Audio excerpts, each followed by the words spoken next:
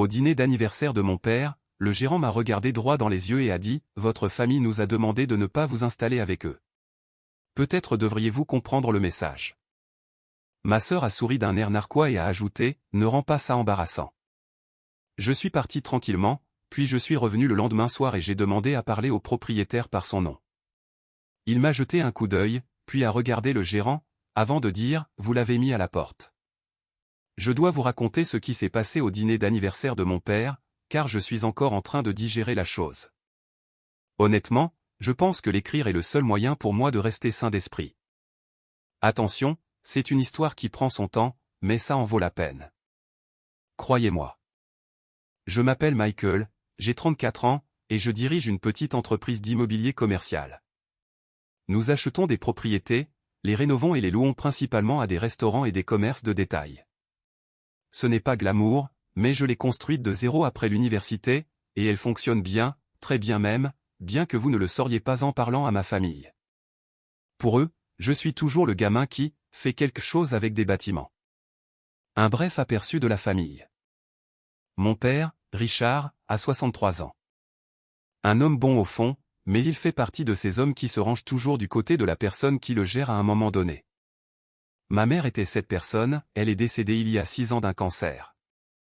Après cela, le rôle a été rempli assez rapidement. Ma sœur aînée, Vanessa, a 38 ans. C'est elle qui a pris sa place. Vanessa est écoutée, je vais essayer d'être juste. Elle est charismatique, elle est organisée. Elle se souvient de chaque anniversaire, planifie chaque fête, et coordonne chaque photo de famille. C'est aussi la personne la plus contrôlante que j'ai jamais rencontrée, et pourtant, j'ai négocié avec des promoteurs à Manhattan. Vanessa ne veut pas seulement diriger la famille, elle veut diriger l'histoire de la famille, qui nous sommes, ce que nous croyons, comment nous sommes perçus. Et depuis les 2 dernières années, l'histoire qu'elle écrit ne m'inclut en aucune manière significative. Ensuite, il y a Kyle, mon frère cadet, qui a 29 ans. Kyle va bien. Kyle va toujours bien. Kyle fait tout ce que Vanessa dit, parce que c'est plus facile que de penser par lui-même. Et honnêtement, je ne peux même pas lui en vouloir, car j'ai passé la majeure partie de ma vingtaine à faire la même chose. Alors, voici ce qui s'est passé. Papa a eu 63 ans en avril. Vanessa a organisé le dîner d'anniversaire au Taverna Luca, un restaurant italien haut de gamme qui est une institution locale depuis environ 22 ans. Excellente cuisine, excellente ambiance, le genre d'endroit où l'on se souvient de votre nom. J'y avais d'ailleurs beaucoup mangé au cours de la dernière année, pour des raisons que j'expliquerai plus tard. Mais l'essentiel est que je connaissais l'endroit. Ce que je ne savais pas, c'est que je n'étais pas invité. Personne ne m'a dit que je n'étais pas invité. Ce n'est pas comme ça que Vanessa fonctionne. Ce qu'elle fait, c'est créer des situations où votre absence semble naturelle. Elle a envoyé le message groupé pour l'anniversaire de papa sur notre chat familial, celui avec elle, moi, Kyle, et papa, mais les détails de la réservation sont allés dans un fil de discussion séparé qui ne m'incluait pas. Quand j'ai envoyé un SMS pour demander l'heure et le lieu, elle a répondu dans le chat de groupe « Je t'enverrai les détails plus tard ». Elle ne l'a jamais fait. J'ai dû obtenir les informations de Kyle, qui supposait que je les avais déjà. J'aurais dû voir les signes avant-coureurs. Je le sais maintenant, mais voici le problème quand on est le parent passé au second plan, on s'habitue à être légèrement mis à l'écart, on comble soi-même les lacunes. On suppose que c'est un manque d'organisation, et non une intention délibérée. Alors, je me suis présenté. J'ai mis une veste convenable, apporté une bouteille du scotch préféré de papa, et je suis entré au Taverna Luca à 19h15, 15 minutes après l'heure de la réservation, car je me suis dit qu'ils seraient déjà installés et que je pourrais simplement les rejoindre. L'hôtesse a souri quand je suis entré. Bienvenue au Taverna Luca. Avez-vous une réservation? Je rejoins une fête. Callaway devrait être à la table 4. J'ai fait une pause. Je ne savais en fait pas combien de personnes venaient pour l'anniversaire de mon père. Richard Callaway. Son sourire a vacillé une fraction de seconde. Elle a jeté un coup d'œil vers l'arrière du restaurant, puis à son écran. Un instant, s'il vous plaît. Elle a disparu. Quand elle est revenue, elle était accompagnée du gérant de salle. Son badge indiquait Greg. La quarantaine, cheveux lissés en arrière, le genre de gars qui traite sa position dans un bon restaurant comme s'il gardait les portes de Buckingham Palace. Greg m'a regardé avec cette expression d'excuse rodée, qui n'avait rien d'excuse du tout. Monsieur, je crois comprendre que vous souhaitez rejoindre la fête Callaway. C'est exact. Je suis désolé, mais la partie qui a réservé ce soir a spécifiquement demandé un arrangement de siège fermé. La réservation est prévue pour un nombre fixe de convives, et ils ont demandé qu'aucun convive supplémentaire ne soit ajouté. Je l'ai juste regardé. C'est l'anniversaire de mon père. Je suis son fils. Greg n'a pas bronché. Je comprends, monsieur, et je suis désolé pour toute confusion. Mais la personne qui a fait la réservation a été très claire. Il a ajouté, plus bas, presque comme s'il me rendait service, comme s'il était gentil, peut-être devriez-vous comprendre le message. Je suis resté là. Je pouvais voir la salle à manger arrière d'où j'étais. Je pouvais voir le bord d'une table avec des ballons. J'entendais Kyle rire de quelque chose. Et puis j'ai entendu la voix de Vanessa derrière moi. Michael. Elle était venue de la table. Elle portait une robe couleur crème, les cheveux parfaitement coiffés, toute une mise en scène. Et elle avait cette expression sur le visage, pas de colère, pas de surprise, mais de satisfaction, comme un joueur d'échecs observant un mouvement prédit. Ne rends pas ça embarrassant, a-t-elle dit doucement. Et elle a souri. Pas un sourire méchant nécessairement. Pire que cela, un sourire apitoyé. J'ai regardé Vanessa. J'ai regardé Greg. J'ai regardé le sac cadeau dans ma main avec la bouteille de scotch de $60. D'accord, ai-je dit, et je suis parti. Je suis sorti sur le parking. Je me suis assis dans ma voiture. J'ai posé le sac cadeau sur le siège passager. J'ai fixé la façade du restaurant pendant probablement 2 bonnes minutes. Et voici ce à quoi je n'arrêtais pas de penser. Je n'arrêtais pas de penser au bâtiment lui-même, la maçonnerie, la ligne de toit, la superficie, parce que je suis un homme de l'immobilier. Et quand mon cerveau ne sait pas comment gérer une émotion, il commence à évaluer des propriétés. Puis j'ai pris mon téléphone et j'ai passé un appel. Lucas, ai-je dit quand il a répondu, c'est Michael. J'ai besoin de te parler de quelque chose qui vient de se passer dans ton restaurant, et ensuite je pense que nous devons parler du calendrier de notre affaire. Lucas Ferrara, le propriétaire du Taverna Lucas, l'homme avec qui je négociais depuis 4 mois, l'homme qui était sur le point de me vendre sa participation locative et de prendre sa retraite, est resté silencieux un instant. Raconte-moi tout, a-t-il dit. Je devrais revenir en arrière et expliquer comment je connais Lucas Ferrara, car c'est la partie de cette histoire qui donne un sens à tout le reste. Environ 4 mois avant l'anniversaire de mon père, mon entreprise a identifié un bloc de 3 propriétés commerciales adjacentes au centre-ville qui avait un sérieux potentiel de réaménagement. Un ancien espace de vente au détail, une vitrine vacante et le bâtiment qui abrite le Taverna Lucas. Le plan était d'acquérir les 3, de rénover le bloc pour en faire un quartier mixte de restauration et de commerce de détail, des restaurants au rez-de-chaussée, des bureaux au premier étage, une cour partagée. C'était le plus grand projet que mon entreprise ait jamais entrepris. Le bâtiment de Lucas était la pièce maîtresse. Sans lui, le projet ne fonctionnait pas géographiquement. Alors, je l'ai contacté directement, et ce qui a commencé comme une négociation commerciale s'est transformé en une véritable amitié. Lucas a 67 ans. Il dirige le Taverna Lucas depuis qu'il en a 45.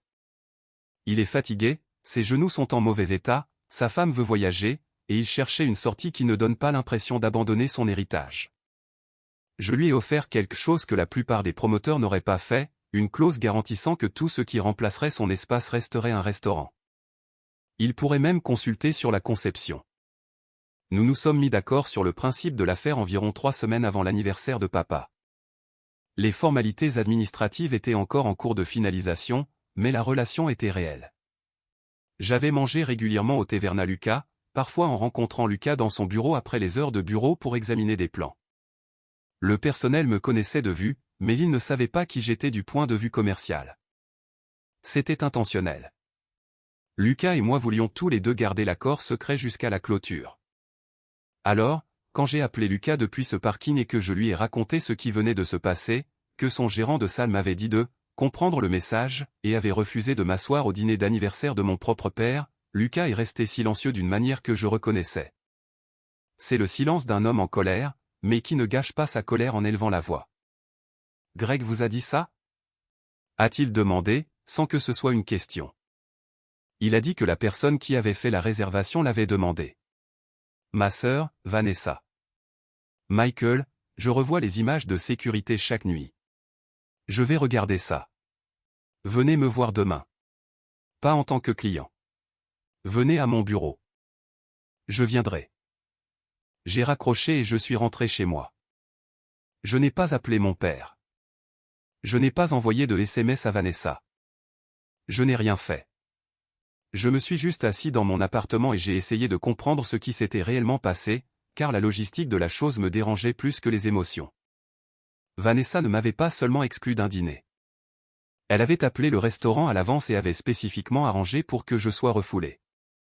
Ce n'est pas une décision de dernière minute. C'est de la planification. C'est de la chorégraphie. Ce qui signifiait que cela ne concernait pas du tout l'anniversaire de papa. Le lendemain matin, j'ai fait quelque chose que j'aurais dû faire il y a longtemps. J'ai commencé à passer des appels. Pas des appels de colère, mais des appels d'information. D'abord, j'ai appelé ma cousine Andrea. Elle a l'âge de Vanessa, et elles étaient proches, mais elles s'étaient brouillées il y a un an, à cause de quelque chose qu'Andrea avait évoqué de manière vague. Je n'avais jamais insisté. Maintenant, j'ai insisté. Andrea, j'ai besoin que tu sois direct avec moi. Qu'est-ce que Vanessa t'a dit qui t'a fait arrêter de lui parler? Longue pause. Elle m'a dit que tu traversais une sorte de crise financière, que ton entreprise était pratiquement en faillite et que tu empruntais de l'argent à ton père. Elle a dit que c'était vraiment triste et qu'elle essayait de protéger ta dignité en n'en faisant pas une chose publique. J'ai réellement ri. Mon entreprise a clôturé une affaire à 7 chiffres en janvier. Oui, je me suis dit que c'était n'importe quoi. C'est pour ça que j'ai arrêté de lui parler. Mais Michael, elle a dit ça à tout le monde. Ton père, Kyle, ta tante Linda, tout le monde pense que tu as des difficultés. Je suis resté là, laissant cela s'imprégner pendant 2 ans. Chaque fois que j'avais ressenti une étrange distance avec ma famille, chaque silence gêné quand je mentionnais le travail, chaque changement de sujet quand je parlais d'un nouveau projet. Ce n'était pas parce qu'ils n'étaient pas intéressés. C'était parce qu'ils pensaient que je mentais. Vanessa avait mené une campagne, et le but de cette campagne était de me rabaisser. Mais pourquoi? Je ne suis en concurrence avec Vanessa pour rien. Je ne veux pas l'attention de papa. Je ne veux pas diriger la famille. Je veux juste me présenter à un dîner d'anniversaire sans être escorté dehors. C'est là qu'Andrea a dit la chose qui a tout réorganisé. Tu connais l'entreprise de Derek, n'est-ce pas? Derek est le mari de Vanessa. Il dirige une entreprise de gestion immobilière. Petite, régionale, rien de spécial. Je m'étais toujours bien entendu avec Derek. Principalement parce qu'il restait dans son couloir et moi dans le mien. Qu'est-ce qu'il en est, ai-je dit. Vanessa essaie de convaincre ton père d'y investir. Comme beaucoup d'argent. Elle lui dit que c'est une affaire sûre, que Derek est sur le point de s'étendre et qu'elle a besoin de l'aide de Richard pour y arriver. Je pense que nous parlons de tout son fonds de retraite. Ma gorge est devenue sèche. Combien? Je l'ai entendu dire à Linda que c'était environ 400 000 $. 400 000 $, l'intégralité du filet de sécurité de mon père. Dans l'entreprise de gestion immobilière de Derek, une entreprise dont je ne savais rien d'alarmant, mais aussi une entreprise que je n'avais jamais entendu personne décrire comme une opportunité de croissance. Andrea, quelqu'un d'autre dans la famille est-il au courant de cela? Je ne pense pas. Vanessa présente ça comme si elle aidait ton père à faire un investissement intelligent. Et comme c'est elle qui s'occupe de tout pour lui maintenant, elle n'a pas terminé la phrase. Elle n'avait pas à le faire. Depuis que maman est morte, Vanessa s'était positionnée comme la gardienne de papa. Elle gérait son calendrier, le conduisait à ses rendez-vous, organisait sa vie sociale. Ce n'était pas de l'aide à domicile, c'était du contrôle d'accès. Et soudain, la campagne de 2 ans pour me rendre invisible prenait tout son sens. Je suis dans l'immobilier commercial. Si papa était venu me voir et avait dit « Derek veut que j'investisse 400 000 $ dans son entreprise de gestion immobilière », j'aurais posé des questions. Des questions sérieuses. Le genre de questions que Vanessa ne pouvait pas se permettre que quiconque pose. Alors, elle s'est assurée que papa ne viendrait jamais me voir. Elle s'est assurée que papa pensait que j'étais un échec, pas une ressource. Elle ne voulait pas seulement que je sois absent du dîner d'anniversaire. Elle voulait que je sois entièrement absent de la conversation. J'ai raccroché avec Andrea et je me suis assis à ma table de cuisine pendant un long moment. Je n'étais pas encore en colère. Je faisais des calculs, pas des calculs émotionnels, des calculs réels, des échéanciers, des relations, des points de levier. Parce que voici ce que j'ai appris dans l'immobilier commercial, quand quelqu'un vous arnaque, vous ne le confrontez pas. Vous ne le prévenez pas. Vous cartographiez tout d'abord, puis vous agissez une seule fois. J'avais un rendez-vous avec Lucas le lendemain. J'avais une affaire qui devait se clôturer dans 3 semaines. J'avais un père qui était sur le point de confier sa retraite à une entreprise sur laquelle j'avais maintenant de sérieux doutes. Et j'avais une sœur qui venait de commettre l'erreur de m'humilier devant un homme dont j'allais bientôt posséder le bâtiment. Alors, j'ai commencé à cartographier. Le lendemain, je suis allé voir Lucas au Taverna Lucas. Pas par la porte d'entrée, mais par l'entrée de service dans l'allée, celle que j'utilisais depuis des mois lors de nos réunions après les heures de bureau. Lucas était dans son bureau, qui est essentiellement un placard glorifié derrière la cuisine avec un bureau, 2 classeurs et une photo encadrée du restaurant le soir de son ouverture en 2004. Son ordinateur portable était ouvert sur les images de sécurité quand je suis entré. « Asseyez-vous » a-t-il dit. Il a tourné l'écran vers moi. J'ai tout regardé hier soir, 3 fois. C'était là, des images cristallines de la caméra du hall. Moi entrant, parlant à l'hôtesse. Greg s'approchant, la conversation. On pouvait voir le moment exact où Greg a dit « Comprenez le message », car il s'est penché légèrement, comme s'il partageait un secret. Puis Vanessa est apparue de la salle à manger, la robe crème, le sourire, moi partant. Mais Lucas a attiré mon attention sur quelque chose que je n'avais pas vu sur le moment. Environ 10 minutes avant mon arrivée, Vanessa était au pupitre de l'hôtesse. Elle parlait à Greg, animée, gesticulant. À un moment donné, elle a posé sa main sur le bras de Greg et Harry. La performance complète. Les images n'avaient pas de son, mais le langage corporel était indubitable. Elle le briefait. Elle mettait en scène toute la chose. Cette femme a appelé 2 jours avant la réservation, a dit Lucas. Elle a dit à Greg qu'un membre de la famille pourrait se présenter, qui n'était pas le bienvenu, et que ce serait une faveur personnelle s'il s'en occupait discrètement. Greg ne m'a rien dit. Greg a pris cette décision tout seul. Allez-vous le renvoyer? Lucas s'est penché en arrière. Cela dépend de vous, je pense. Pourquoi cela dépendrait-il de moi? Il m'a lancé ce regard. Parce que dans 3 semaines, vous serez propriétaire de ce bâtiment. Et je vais recommander que quiconque exploitera cet espace à l'avenir, conserve mon personnel, ou non, en fonction de votre jugement. Greg est avec moi depuis 11 ans. Il est bon dans son travail. Il a pris une terrible décision, mais c'est vous qui la lésez. J'y ai réfléchi. Ne le renvoyez pas. Pas encore. Laissez les choses se dérouler. Lucas a hoché la tête lentement. Vous allez faire quelque chose, n'est-ce pas? Je vais faire plusieurs choses. Aucune d'elles n'implique Greg. Au cours des 2 semaines suivantes, j'ai opéré sur 2 fronts distincts. Le premier front était l'affaire immobilière, qui progressait normalement. Inspection, titre de propriété, cession de bail. Lucas et moi étions sur la même longueur d'onde. La date de clôture était fixée au 15 mai. Le deuxième front était ce à quoi je ne pouvais pas arrêter de penser, l'argent de mon père. J'ai appelé un ami, Ri, qui travaille dans le prêt commercial. Non pas parce que j'avais besoin d'un prêt, mais parce que Ray a des contacts dans le monde de la réglementation d'État, et j'avais besoin de poser une question que je ne pouvais pas poser officiellement. Ray, hypothétiquement, si je voulais savoir si une petite entreprise de gestion immobilière était en quelque sorte en difficulté réglementaire, comment ferais-je pour le savoir? Quel genre de difficulté? Le genre où l'argent des clients pourrait ne pas être là où il devrait être. Ray est resté silencieux une seconde. C'est à propos d'une affaire? C'est à propos de la famille. Donnez-moi le nom de l'entreprise. Je passerai un coup de fil. Je lui ai donné le nom de l'entreprise de Derek, Hardrove Property Group. 2 jours plus tard, Ray m'a rappelé. Michael, je vais te dire ce que j'ai découvert, et ensuite je vais te dire que tu ne l'as pas entendu de ma part. Hardrove Property Group fait l'objet d'une enquête préliminaire de la Commission immobilière d'État. La plainte concerne le mélange de fonds fiduciaires des clients. Ce n'est pas encore rendu public, mais il y a une enquête active. Mélange de fonds. Pour ceux d'entre vous qui ne travaillent pas dans l'immobilier, cela signifie mélanger l'argent des clients avec les fonds de fonctionnement de l'entreprise.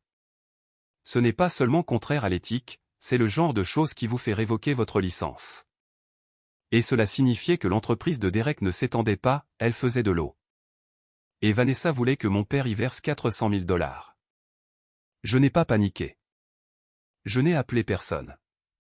Je me suis assis avec l'information pendant une journée entière, car d'après mon expérience, les pires décisions sont prises dans les 24 premières heures après avoir appris quelque chose qui vous met en colère. Voici ce que j'ai décidé. Je n'allais pas confronter Vanessa. Je n'allais pas confronter Derek. Je n'allais pas appeler mon père pour lui dire « N'investis pas dans l'entreprise de Derek ». Parce que si je faisais l'une de ces choses, Vanessa l'interpréterait comme de la jalousie.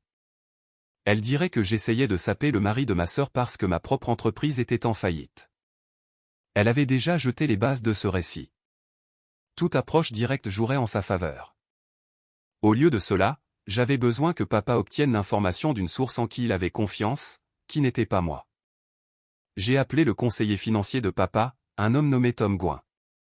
Tom et moi nous étions rencontrés lors d'un événement de la Chambre de commerce il y a 2 ans, et nous étions restés en contact professionnellement. Je ne savais pas si papa avait parlé à Tom de l'investissement, mais j'ai pensé que cela valait la peine de demander. Tom, c'est un appel étrange, et je veux être franc sur la raison pour laquelle je le fais.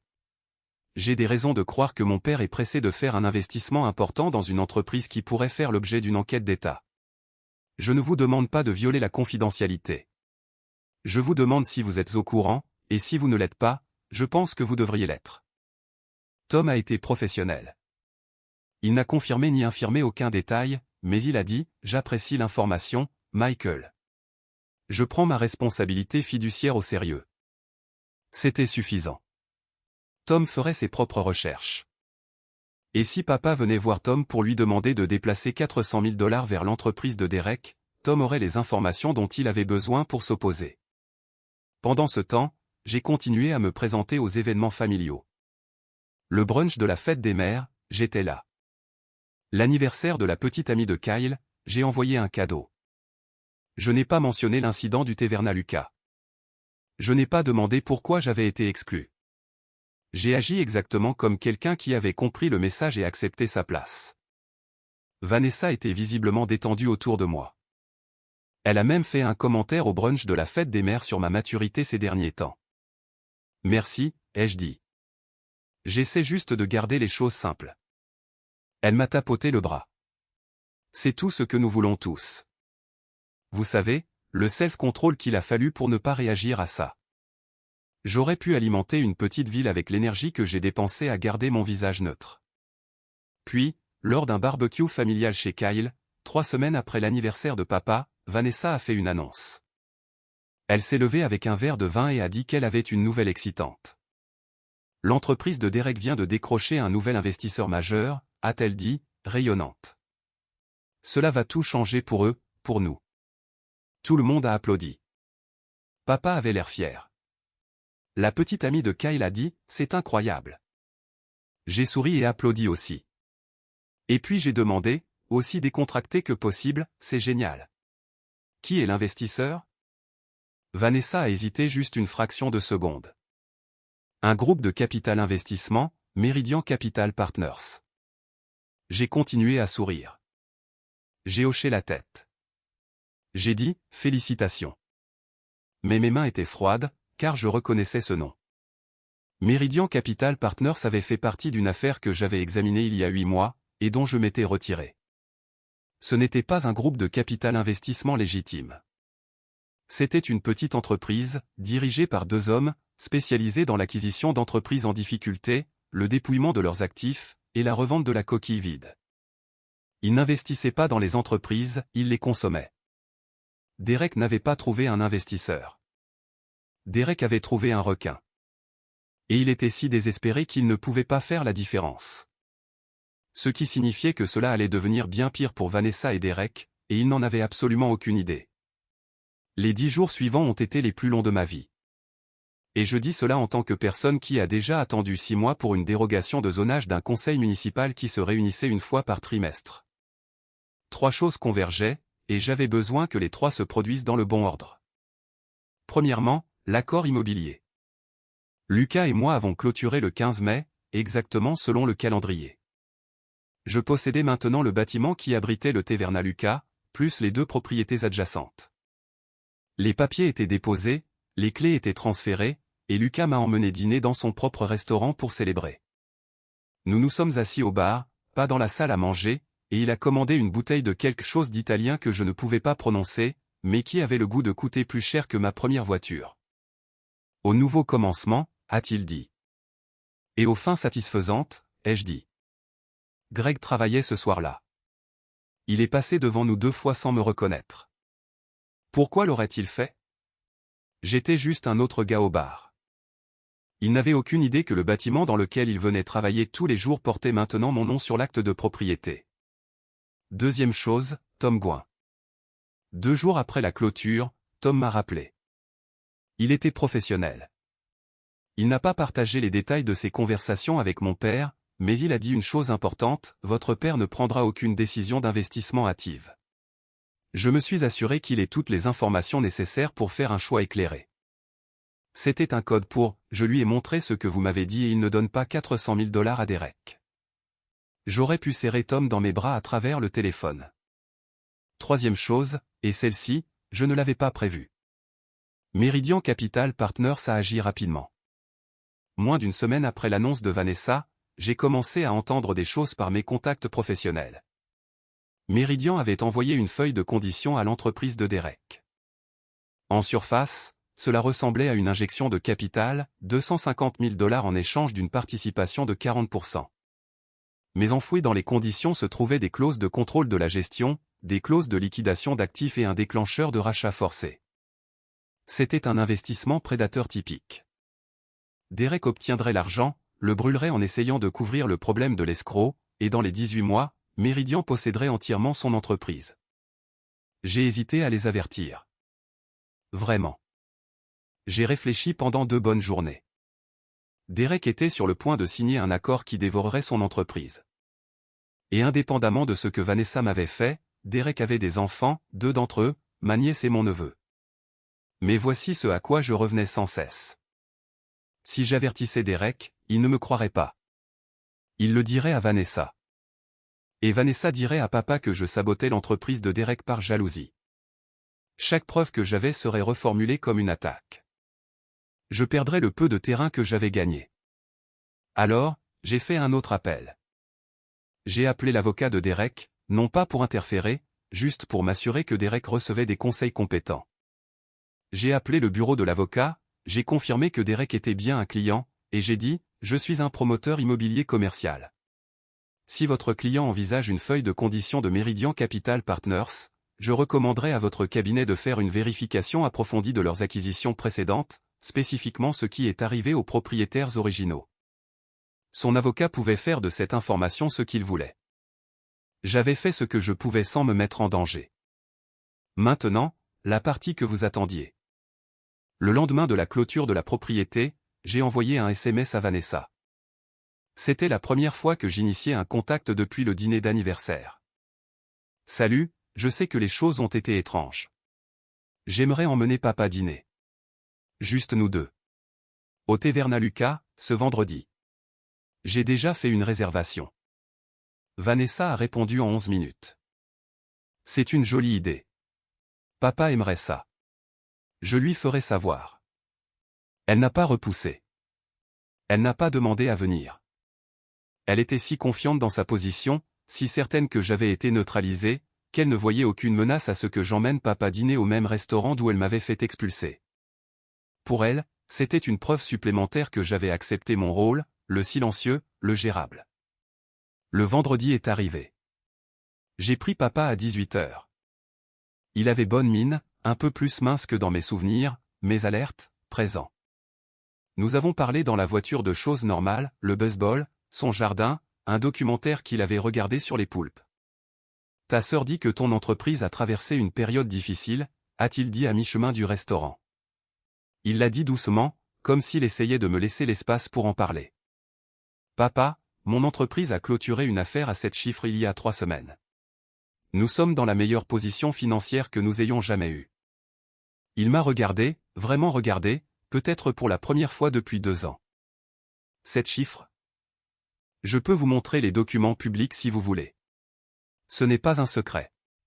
C'est juste que personne dans la famille ne m'a posé la question. Il est resté silencieux un moment. Je pouvais le voir se recalibrer, pas encore en colère, juste confus, ce qui était bien. La confusion était la première étape. Nous sommes arrivés sur le parking du Taverna Lucas. J'ai envoyé un SMS à Lucas, nous sommes là. Il a répondu, entrez. Je suis au bar. Je suis entré avec mon père. L'hôtesse nous a accueillis. Greg était de service. Bien sûr qu'il l'était.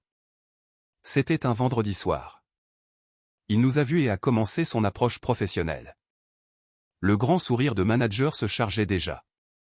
Et puis la porte derrière moi s'est ouverte et Lucas Ferrara est entré du couloir arrière. Michael, a dit Lucas chaleureusement, traversant le hall. Il m'a serré la main, puis s'est tourné vers mon père. Et vous devez être Richard. Votre fils m'a tant parlé de vous. Bienvenue. Le sourire de manager de Greg était toujours là, mais il s'était figé. Il connaissait Lucas. Évidemment, il connaissait Lucas. Lucas était son patron, mais il n'avait jamais vu Lucas accueillir un client comme ça, comme de la famille. Lucas s'est tourné vers Greg. Greg, voici Michael Callaway. Il est le nouveau propriétaire de ce bâtiment. Il a fait une pause juste assez longtemps pour que les mots fassent leur effet. Depuis la semaine dernière, il est en quelque sorte mon propriétaire et le vôtre. La couleur a quitté le visage de Greg par étapes. Cela a commencé sur son front et a descendu, comme on regarde un verre se vider. Sa bouche s'est ouverte, s'est refermée, s'est rouverte. Vous, a commencé Greg. Nous nous sommes déjà rencontrés, ai-je dit. L'expression de Lucas a changé. La chaleur avait disparu.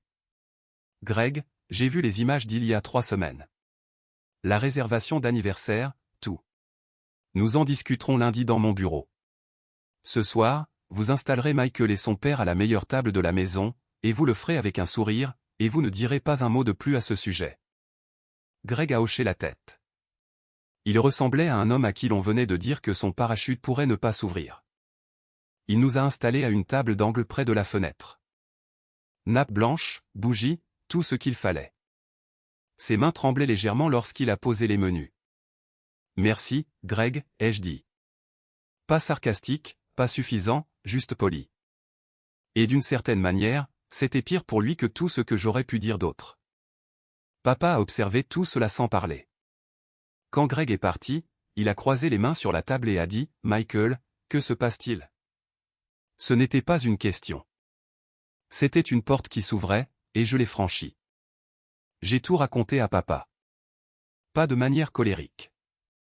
Pas de manière à vouloir détruire sa fille. J'ai exposé les faits de la même manière que j'exposerais un accord à un client, faits, chronologie, documentation. Je lui ai parlé de Vanessa qui disait à la famille que mon entreprise était en difficulté. Je lui ai parlé du dîner d'anniversaire, de ce que Greg avait dit, de ce que Vanessa avait dit. Je lui ai parlé de l'entreprise de Derek et de l'enquête d'État, bien que j'ai pris soin de dire, j'ai des raisons de croire, plutôt que de l'affirmer comme un fait confirmé. Je lui ai parlé de Meridian Capital, et je lui ai parlé de Tom Gouin. Je n'ai pas demandé à Tom de vous dire quoi faire avec votre argent, ai-je dit. Je lui ai demandé de s'assurer que vous ayez des informations complètes avant de prendre une décision. C'est tout. Papa a écouté tout cela sans m'interrompre. Il a mangé son pain. Il a bu son vin. Quand j'ai eu fini, il a posé son verre et a fixé la bougie au centre de la table pendant ce qui a semblé être un très long moment. Ta mère l'aurait remarqué, a-t-il dit doucement. Elle voyait toujours à travers les mises en scène de Vanessa. Je n'ai jamais pu. Papa, je n'essaie pas de te faire choisir de camp. Je sais. C'est comme ça que je sais que tu dis la vérité. Vanessa m'aurait fait choisir. Nous sommes restés assis un instant. Il a tendu la main sur la table et a posé la sienne sur la mienne. Il n'a rien dit. Il n'en a pas eu besoin. C'était la plus grande marque d'affection que mon père m'ait montrée depuis les funérailles de maman. Nous avons terminé le dîner. Lucas nous a offert le dessert. Un tiramisu, car apparemment Lucas croit que toute conversation sérieuse devrait se terminer par un tiramisu. Et honnêtement, je pense qu'il pourrait avoir raison. Ce qui s'est passé ensuite s'est déroulé au cours du mois suivant, et je veux être clair, je n'en ai pas orchestré la majeure partie. J'ai mis quelque chose en mouvement, mais la majorité des conséquences n'étaient que des retombées naturelles. Papa a appelé Vanessa le lendemain matin. Je n'étais pas là, mais il m'en a parlé plus tard. Il a dit qu'il lui avait posé une question, l'entreprise de Michael est-elle en difficulté? Et Vanessa, parce qu'elle vivait dans sa propre histoire depuis si longtemps qu'elle en avait oublié que les faits pourraient ne pas la soutenir, a dit, Papa, tu sais comment il est. Il fait bonne figure, mais les choses sont vraiment difficiles pour lui en ce moment. Papa a dit, je viens de dîner avec lui dans un restaurant dont il possède le bâtiment. Il m'a montré les documents publics de son entreprise. Il a conclu une affaire d'une valeur de plus de 2 millions de dollars en janvier. Le silence, m'a dit papa, a duré 11 secondes. Il a compté. Vanessa a essayé de se ressaisir. Elle a dit que j'exagérais, que les documents publics ne racontaient pas toute l'histoire, qu'elle essayait juste de le protéger, mais le charme était rompu. Papa avait vu les faits de ses propres yeux. Et pour la première fois en 2 ans, le récit que Vanessa avait construit ne correspondait pas à la réalité. Papa a ensuite posé des questions sur l'entreprise de Derek. Il a demandé directement à Vanessa si elle avait essayé de le convaincre d'investir. Elle ne pouvait pas le nier. Elle en avait trop parlé publiquement lors des événements familiaux. Quand papa a dit qu'il avait parlé à Tom Gouin et avait décidé de ne pas investir, Vanessa a perdu les pédales. Tu as parlé à Tom. Pourquoi irais-tu derrière mon dos parler à Tom? C'est mon conseiller financier, Vanessa. Je ne suis allé derrière le dos de personne. Il a fait son travail. Ce fut la première fissure. La deuxième est apparue 2 semaines plus tard, lorsque l'enquête de la commission immobilière d'État sur Hardgrove Property Group a été rendue publique. L'entreprise de Derek a été officiellement citée pour avoir mélangé les fonds fiduciaires des clients. Cela a fait la une du journal économique local. L'amende n'était pas énorme, 25 000 $, mais les dommages de réputation ont été immédiats. 3 des plus gros clients de Derek ont résilié leur contrat en 1 semaine. Et Meridian Capital, l'avocat de Derek, je suppose, a fait la vérification des antécédents que j'avais suggérés. La feuille de condition n'a jamais été signée. Meridian est passé à sa prochaine cible. L'entreprise de Derek a survécu, à peine, mais seulement parce que Vanessa a vidé leurs économies personnelles pour couvrir le déficit de l'escroc. Cette partie-là, j'en ai été réellement attristé. Pas pour Derek, il a fait ses choix, mais pour leurs enfants. Vanessa a tenté une dernière manœuvre. Elle a convoqué une réunion de famille. Kyle, papa, elle et Derek. Elle m'a invité, ce qui m'a surpris jusqu'à ce que je réalise pourquoi. Elle voulait faire de la gestion de dégâts en personne, où elle pouvait contrôler la situation. J'y suis allé. Je me suis assis à la table de cuisine de Kyle et j'ai écouté. Cette famille se désintègre à cause d'une mauvaise communication, a dit Vanessa. Elle utilisait sa voix posée, celle qu'elle réserve aux situations où elle est en train de perdre. Michael, je suis désolé pour le dîner d'anniversaire. C'était une erreur. J'aurais dû gérer ça différemment. Tu as dit au restaurant de refuser de m'asseoir, ai-je dit. Ce n'est pas une mauvaise communication. J'étais inquiète pour le niveau de stress de papa. Il traversait une période difficile, et j'ai pensé qu'une petite réunion serait meilleure pour lui. Papa a pris la parole. Je ne t'ai jamais dit que je voulais une petite réunion. J'ai demandé où était Michael. Tu as dit qu'il avait un conflit de travail. Un autre silence. Kyle fixait la table. Derek regardait son téléphone. Ce que je ne comprends pas, ai-je dit, c'est pourquoi tu as dit à tout le monde que mon entreprise était en difficulté pendant 2 ans. Vanessa, tu as dit à papa, Kyle, Andrea, tante Linda, tu as dit à tout le monde que j'étais fauché et en difficulté. Quoi? Elle n'a pas répondu tout de suite. Quand elle l'a fait, sa voix était plus faible. J'essayais de gérer les attentes au cas où les choses tournaient mal pour toi. Je ne voulais pas que les gens soient déçus. Gérer les attentes, ai-je répété. Tu as dit préventivement à tout le monde que j'étais un échec pour qu'il ne soit pas déçu? Est-ce que ça te semble juste quand tu le dis à voix haute? Elle a commencé à pleurer. Et écoutez, je sais que certains d'entre vous diront que les larmes étaient manipulatrices, et peut-être l'étaient-elles, mais je pense qu'au moins certaines d'entre elles étaient réelles. Je pense que Vanessa avait fait fonctionner cette machine pendant si longtemps qu'elle s'était convaincue que tout était pour les bonnes raisons, et l'entendre lui être renvoyé en langage clair était réellement douloureux. Je ne l'ai pas consolé. Je ne l'ai pas attaqué non plus. J'ai juste dit ce que j'avais à dire. Je ne vais pas faire semblant que tout va bien. Ce n'est pas le cas. Mais je ne te coupe pas de ma vie, parce que je ne suis pas toi. Ce dont j'ai besoin, c'est que les mensonges cessent. Tous, sur moi, sur mon entreprise, sur les finances de papa. C'est le point de départ. Vanessa a hoché la tête. Derek n'a pas levé les yeux de son téléphone. C'était il y a 4 mois. Voici où tout le monde en est maintenant. Papa et moi dînons tous les 2 vendredis. Parfois au Taverna Lucas, Lucas envoie toujours le dessert, et parfois dans d'autres endroits de la ville. Nous parlons, vraiment. Il m'a dit qu'il mettait à jour son testament, cette fois avec l'avis de Tom. Je lui ai dit que je me fichais de ce qu'il contenait. Je le pensais. Vanessa et moi sommes courtois. Pas proches, pas chaleureux, mais courtois. Elle a cessé de raconter des histoires sur mon entreprise, du moins d'après ce que je peux en juger. Elle et Derek gèrent les retombées des problèmes de son entreprise, et honnêtement, je pense que le stress l'a rendue plus humble, au moins temporairement. Je ne fais pas confiance au changement, mais je laisse la porte ouverte. Kyle m'a appelé il y a quelques semaines juste pour parler. Il a dit, j'aurais dû te demander directement au lieu de croire tout ce que Vanessa disait. C'était la chose la plus consciente de soi que Kyle ait jamais dite, et je lui ai dit que j'appréciais.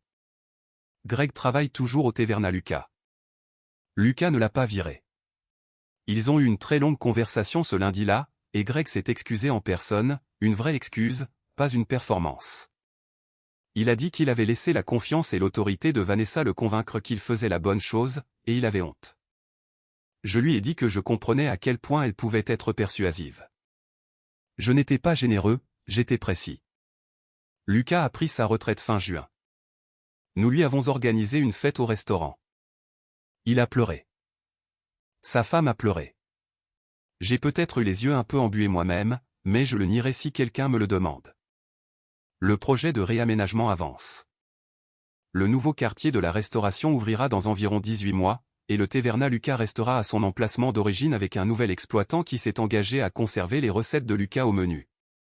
C'était ma seule condition non négociable. Quant à moi, je vais bien. Je suis en paix avec la famille que j'ai, pas la famille que j'aurais souhaité. J'ai cessé d'essayer de gagner ma place à la table. J'ai acheté la table.